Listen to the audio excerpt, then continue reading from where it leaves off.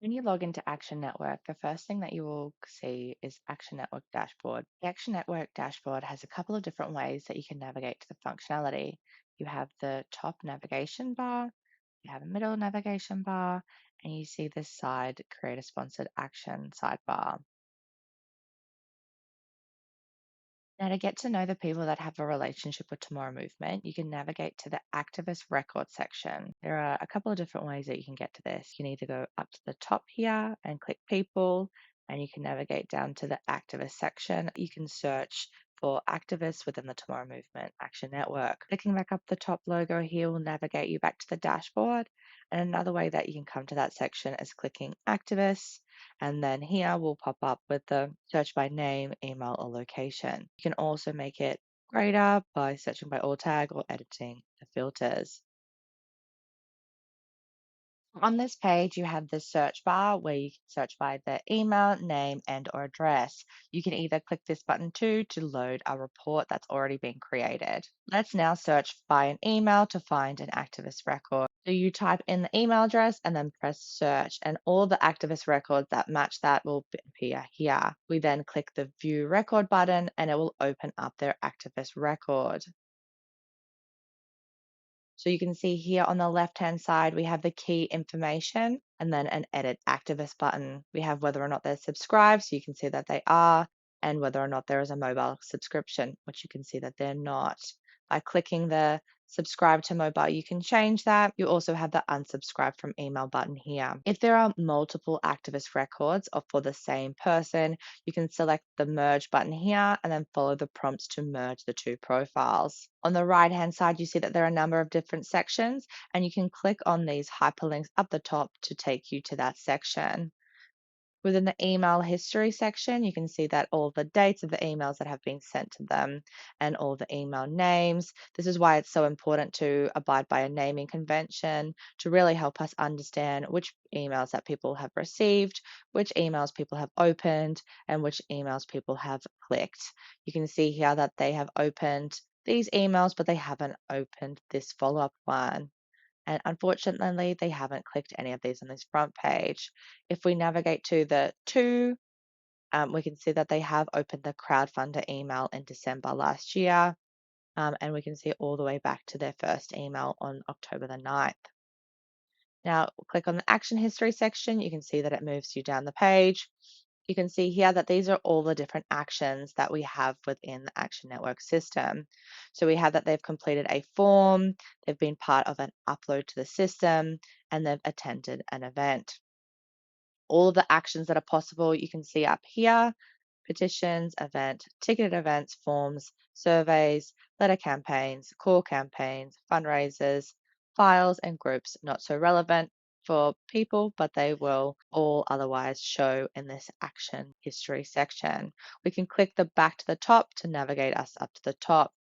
The donation history section will show what the date, page name of the donations, and the amount. And if you want to manually add a transaction, you can also do that here. We can also see the ladders. This one has quite a few ladder histories because it's a test account, but otherwise people will usually only have one of the same ladder.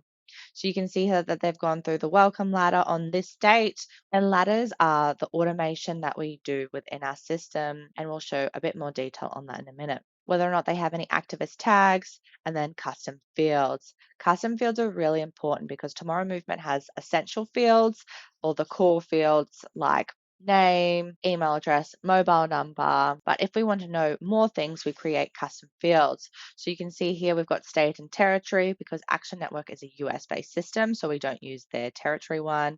We've got pronouns, and you can see that there's other information here about the person. So their confidence with digital, their preferred communication, and then navigating to the second page, we can see that they're also between 18 to 35.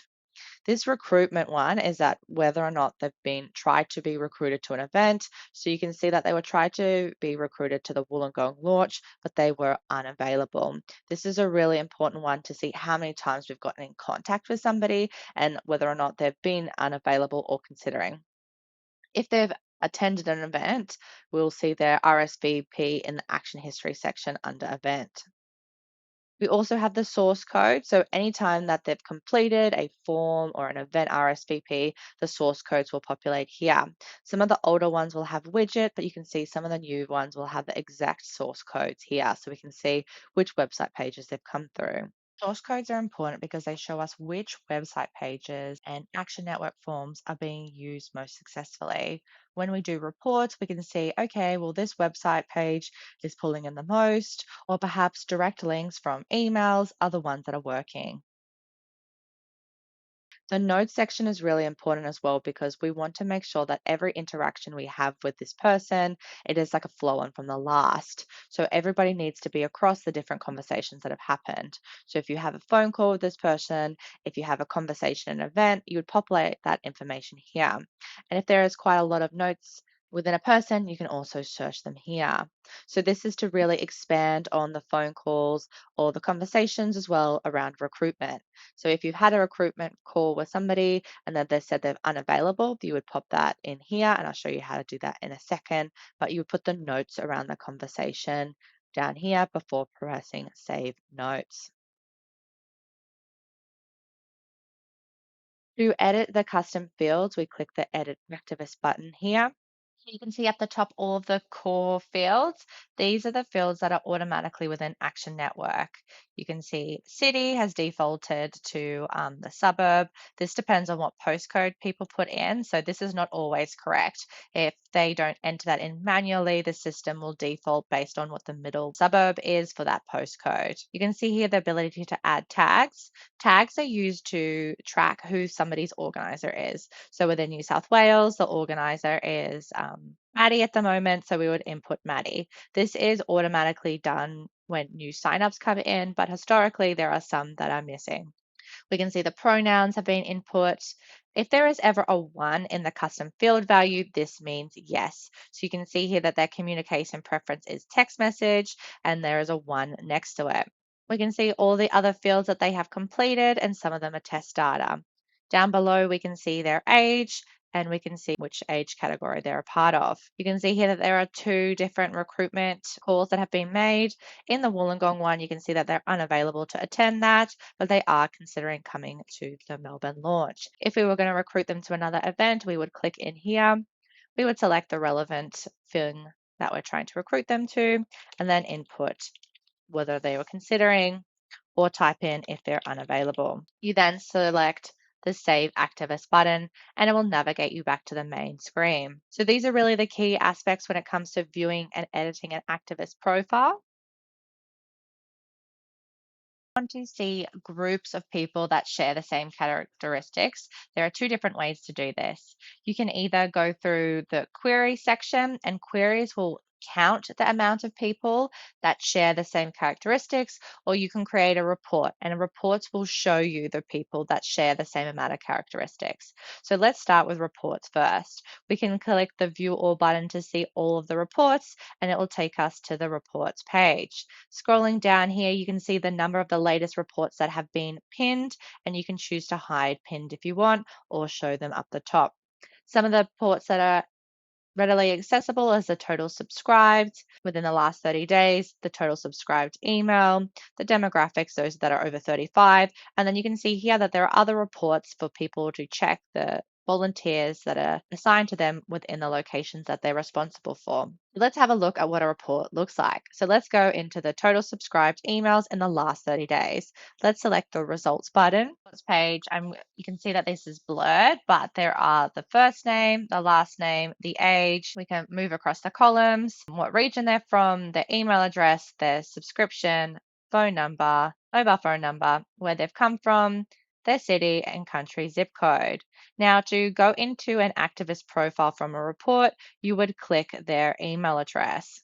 If you want to download a spreadsheet of the last report generated, which was on the March the 3rd, you press the download button. But if you want to create a new CSV, you select generate, and this will send you then an email with a link to download when it's ready. You can see here that there is an email that's come through with the name of the report and letting me know it's ready to download. So to download the spreadsheet, I click this button and it will start the download on the web browser. Downloading the data to a spreadsheet should only be done when you're sending things through daisy chain. Going back to the report, the other things that you can do, so you've got the view results tab, you've got the targets tab, which tells you about who has this report targeted. So you can see here that it's activists on the Tomorrow Movement email list and that have subscribed for the first time in the last 30 days. Their email subscription status is subscribed and they have an email. Now, mass operations that you can do is you could subscribe all people in this report, which you don't need to because they're all subscribed. You can unsubscribe them.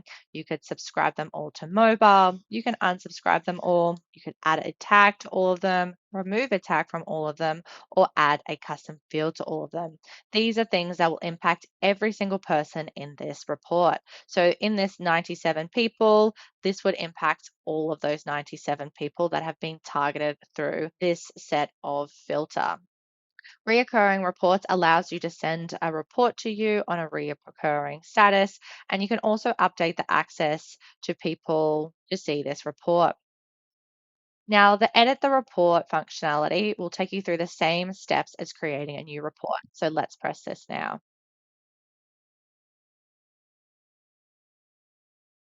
So this is what it looks like to create or edit a new report. It will take you to the target page and then the choose data page. On the edit report page, you can see that the first thing that it will ask you to do is put in the report name. You then select whether the email subscription status and what the mobile subscription status is before moving on to the different targeting filters that you can do. So you can see here, this report uses the engagement email subscription date to target people that have subscribed in the first 30 days and they're only first time only. On the left hand side, there are people that you want to include in the targeting of this. And on the right hand side, there are people that you want to exclude from this.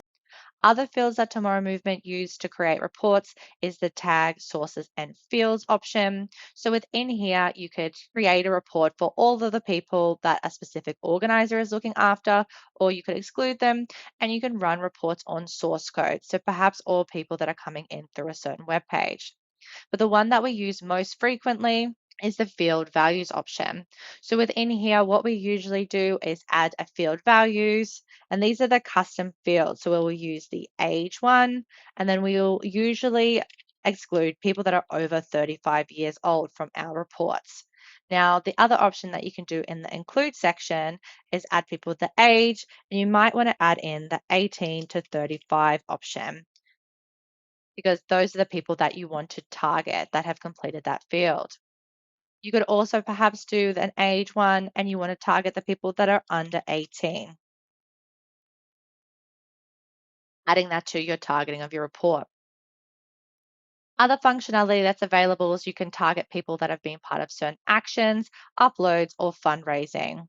So within the actions, if you want to target people that have come to a certain event, you can see that event and then the name of the event is here. Otherwise, there are other options of people that have completed a form or perhaps an upload. You can go through and find these various ones, or you can start typing and they will show below. Other options you can do is that you can target people who have opened a previous email or clicked a previous email. You might want to even exclude people that have opened a specific email or clicked on a specific email. The last option to be aware of is geographic. So the best thing to do is to use the zip code and postal area, not these top ones. These are American. You want to pick a postcode and target people within 30 kilometers of a postcode. Your other option is to target people that have completed the custom field of what region are you from? So this custom field is automatic and everybody that comes in to Tomorrow Movement has to enter a postcode. Based on that postcode, people are then put into geographical areas that we use for targeting. So what region are you from? But here are an example of all the other options that are available to target them in the what region are you from field. An example of them is Greater Sydney. So once you have completed that, you can then save and select the data to create the report. So after completing the targeting, we're now moving on to choosing the data that we want to be displayed in the report. So you can choose the fields which you would like to include as the column headings, and you can actually use the columns that are in another report if you want to. So these are the ones that have been used most recently. So here you see that the columns are going to be first name, last name, what region are you from, email, zip code, mobile number, and you can add additional fields here. And this will have fields from the core values within Action Network and also the custom fields here. And if you want more, you can add more fields here. And by clicking this, and holding, you can move the order of the columns. After selecting which data you'd like and all of the fields, you then press save and get results. This will take us back to the report page. So to create a Action Network event, what you do is you go up to the top and you can see that there's events here. To create a new event, you click here, or you can press the view all events to see a previous event that you can duplicate. You're also able to create events by clicking here, but let's go through the main top and create one from scratch. So the first thing that you do on an event, you see that you have the edit event here. So this is the first step. You can also come back afterwards to by clicking the manage event button. Now the administrative title is just something that is viewed in Action Network, and we need this name to be something that's relevant for us. So please make sure that you put the year and the month and then the name of the event. The next thing that we want to do is title the public facing name of the event. And where this shows is you can see on the manage page of another event, it shows here. On the Action Network event page, it shows up here. And on the website, it shows here. The next thing that we do is we select whether the event is virtual. And if it is, you can see that it removes all of the location information and it has a virtual event link instead. And then we can also input the start time and whether or not the event has an end time. So after entering in the start time and end time, you can see what this looks like on the manage event page, in the event info section, on the public facing, and on the website. We then put in the location name and we can see where that shows here within the manage event, on the public facing Action Network page, or with on the website. The last thing to do in this top section is also enter the host contact information. So make sure you put a name, a mobile if possible, and an email address. The public facing page, you can see that shows here, and on the website, it shows here. So making sure that we have a contact information section is really important if people have any additional questions. Scrolling down, the next thing that we do is we can add a banner image if we want. So this is an image that will appear on the Action Network page, and we can put in an event description. Now, in the event description, it's really important to put an acknowledgement of country, information about the event agenda, and information about who is the host of this event and if there's any speakers. So that means including a bio. We then select whether or not this event is accessible, and then we put accessibility information here as well as the social script. Now, these documents are available within the Google Drive, or you can get in touch with another member of the Tomorrow Movement staff to ask where they are. So where that goes on the public facing, you can see here is the event description section. And then on the website, it's available here, and the accessibility information is available here. The next thing that we are going to do is customize the event RSVP form. So you can see when an event is created, the progress bar is turned off, which is good. We don't need to publicly show how many RSVPs there are. And it defaults to first name, last name, which are not mandatory fields, email, and zip code, which are mandatory fields. And it also says send RSVP on the button. So what we want to do is we want to edit this form. Now, the first thing that we want to do is click onto the first name and select that as a required field and then select save. We then want to do that with the last name, make it a required field and press save. Now, the other things that we want to do for an in-person event is that we want to add the mobile number by clicking and dragging across and making that a required field. We also want to add in the mobile opt-in. Scrolling down on the core and custom fields, we also want to add accessibility open requirements to ask people what accessibility requirements can we support. We want to ask their age, and this needs to be a mandatory field. If you are having food, make sure that you ask them if they have any dietary requirements. You can also select pronouns. With the pronoun section, make sure that you add an other option and press save. For online events, it's also possible to add a what accessibility requirements can we support with, and this is a closed options question. And this is a closed options question. Make sure that you scroll through and see if there are any other core custom questions that you'd like to add. And if you'd like to add any additional questions, please talk to the Tomorrow Movement staff team. Do not use the blank question section. When you're happy with the form, please select the Save and Preview button. And we come back to the Manage Event page. Now, on the Manage Event page, we scroll down and we change the name of the button. And then we select the Save and Go to Next Step button.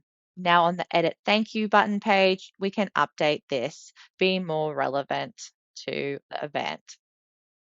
Now we can also put in any instructions for people that have RSVP'd, and then we will select the Save and Go to the Next Step button. The final step in the process is to create the email auto response. So this is what happens when somebody submits their RSVP to an event. This is the email that they will automatically get. Don't change the wrapper of the event. The to doesn't need to change, but we do want to change the subject. So it needs to be something with the name of the event in the subject. If needed, you can change the from to be the name of the host and Tomorrow Movement, and then we will change the body of the email. Make sure to update it to say hi, and then change the format of the text to be more in the Tomorrow Movement style, and included a introductory sentence. You can see here that this is an online event, so I've provided the time and all of the different relevant time zones. I've also included the Zoom link because it's an online event, but if it was the in-person, this would have the relevant location information. And add a image of the person that's sending the email if it's already within there, or upload the relevant image. Then include the name and the organization down the bottom before pressing save. Now, these are all the steps required to create an event. If I ever wanted to manage the event, I would go to the View All section, and you can see here that all of the relevant events are available, and then I would select Edit or Manage the event. To create and send an email, there are a couple of different ways you can do it. You can go up to People and select the Add New button. There's also Create a Sponsored Action email option. Let's select Email. Now, the first thing that you're going to do is have a administrative title that other people will know what this email is about. So please make sure that you include the year and the month of the email and what the email is about. The upcoming event, and then the audience, Wollongong. Enter in the subject of your email, update the from if relevant, and decide what the preview text is going to be. Now you can switch it to the drag and drop editor. And this allows you to drag and drop if you like a heading, text, images, or any of the other options. You can also use blocks to change the format of the email to be full size or have columns. You can add multiple different blocks to change the format of the email throughout.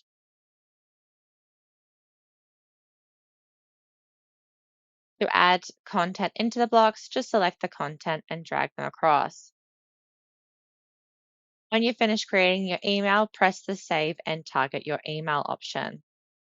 Now the target, this is exactly like a report. You've got the same engagement section, tag sources and fields, action uploads and fundraising, whether or not people have opened or clicked on an email, and their geographical location around a zip code. So please select which options you'd like to target who receives this email before pressing Save and Send. On the final page, you'll see a preview of your email, and then below it will say who the targeting is. Once that's done, you'll be able to have a send option where you can send your email.